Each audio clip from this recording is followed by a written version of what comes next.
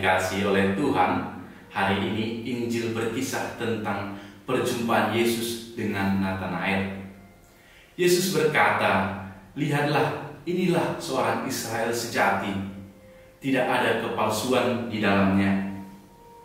Sebelum Natanael mengenal Yesus, ternyata Yesus sudah terlebih dahulu mengenalnya. Bahkan Yesus juga mengatakan bahwa sebelum Filipus memanggilnya, Yesus telah melihatnya di bawah pohon ara. Pengenalan Yesus itu membuat Natanael yang awalnya ragu menjadi semakin percaya. Percakapan antara Yesus dan Natanael tidak berhenti pada pengakuan iman saja. Yesus sendiri menjanjikan kepada Natanael bahwa ia akan melihat hal yang lebih besar lagi dari apa yang telah ia alami sebelumnya. Ia akan melihat langit terbuka dan malaikat-malaikat Allah turun naik kepada anak manusia. Apa yang dialami oleh Natanael dan para murid itu belumlah apa-apa. Yang mereka alami barulah awal dari perjalanan mereka bersama dengan Yesus dan dari segala hal yang mereka alami. Betapapun benarnya pengakuan mereka baru akan menjadi jelas setelah mereka mengikuti Yesus sampai pada penderitaannya, sengsara, salib, wafat, dan kebangkitannya. Mereka yang telah berjumpa dengan Yesus membawa orang lain untuk juga berjumpa dengan Yesus.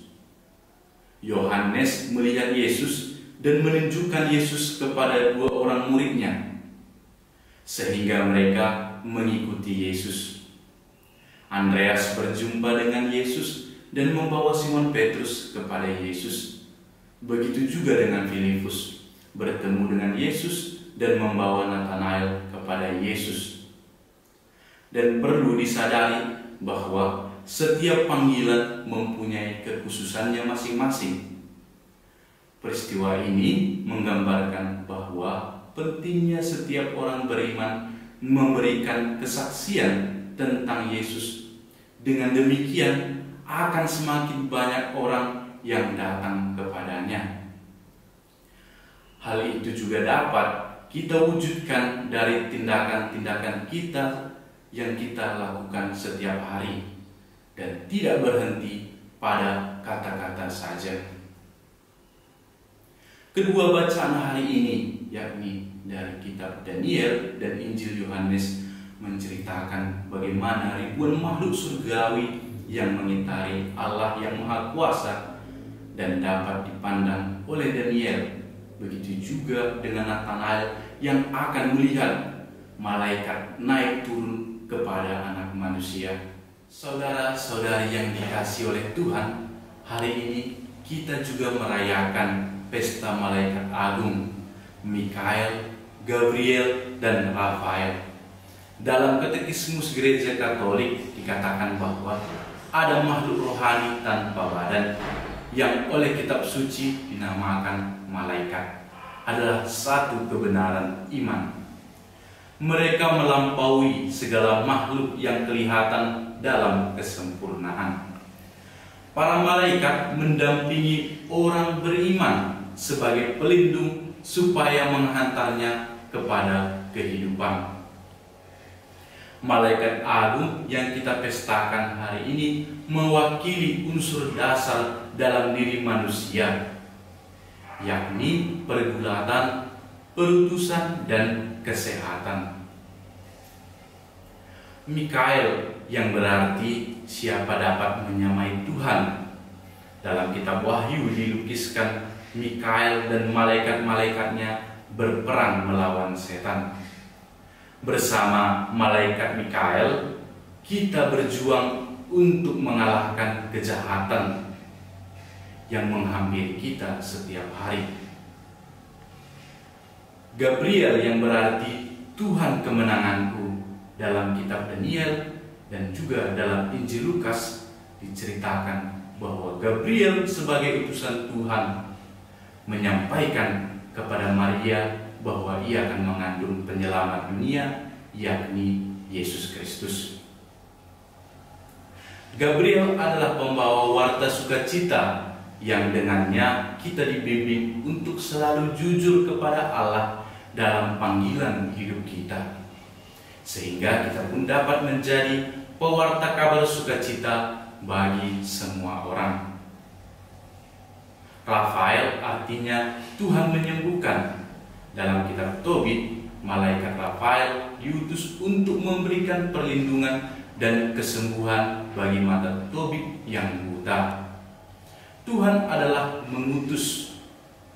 mengutus malaikat Rafael bagi kita untuk melindungi kita dalam setiap kelemahan kita, khususnya kelemahan karena sakit, agar dalam peristiwa sakit kita tidak merasa sendiri dan kita tetap memiliki pengharapan kepada Allah yang adalah sumber segala kehidupan.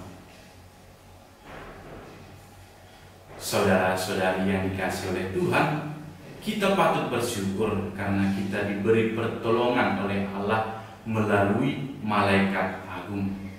Kita pasti sering mengalami pergumulan dalam hidup kita, memilih yang baik dan yang jahat, keraguan dan tugas perutusan yang tak jarang kita rapuh dalam diri kita yang terbatas karena sakit rohani ataupun jasmani. Sebagai pengikut Kristus, kita tidak berjalan sendiri. Ada malaikat-malaikat yang mendampingi kita dalam menjalani hidup kita, dan kita harus menyadari hal itu. Saudara-saudari yang dikasihi oleh Tuhan, mari kita menimba semangat dari malaikat agung yang kita pestakan pada hari ini. Mari kita menjadi malaikat-malaikat kecil bagi orang yang membutuhkan. Sebagaimana hal semangat itu juga termuat dalam doa Santo Fransiskus dari Assisi. Tuhan, jadikanlah aku pembawa damai. Bila terjadi kebencian, jadikanlah aku pembawa cinta kasih. Bila terjadi penghinaan, jadikanlah aku pembawa pengampunan. Bila terjadi perselisihan, jadikanlah aku pembawa kerukunan. Bila terjadi kebimbangan, jadikanlah aku pembawa kepastian. Bila terjadi kesesatan, jadikanlah aku pembawa kebenaran. Bila terjadi kecemasan, jadikanlah aku pembawa harapan. Bila terjadi kesedihan, jadikanlah aku sumber kegembiraan. Bila terjadi kegelapan, jadikanlah aku pembawa terang. Tuhan, semoga aku ingin menghibur daripada dihibur, memahami daripada dipahami, mencintai daripada dicintai. Sebab dengan memberi aku menerima, dengan mengampuni aku diampuni, dengan mati suci aku bangkit lagi untuk hidup selama-lamanya. Amin. Pace Ebene.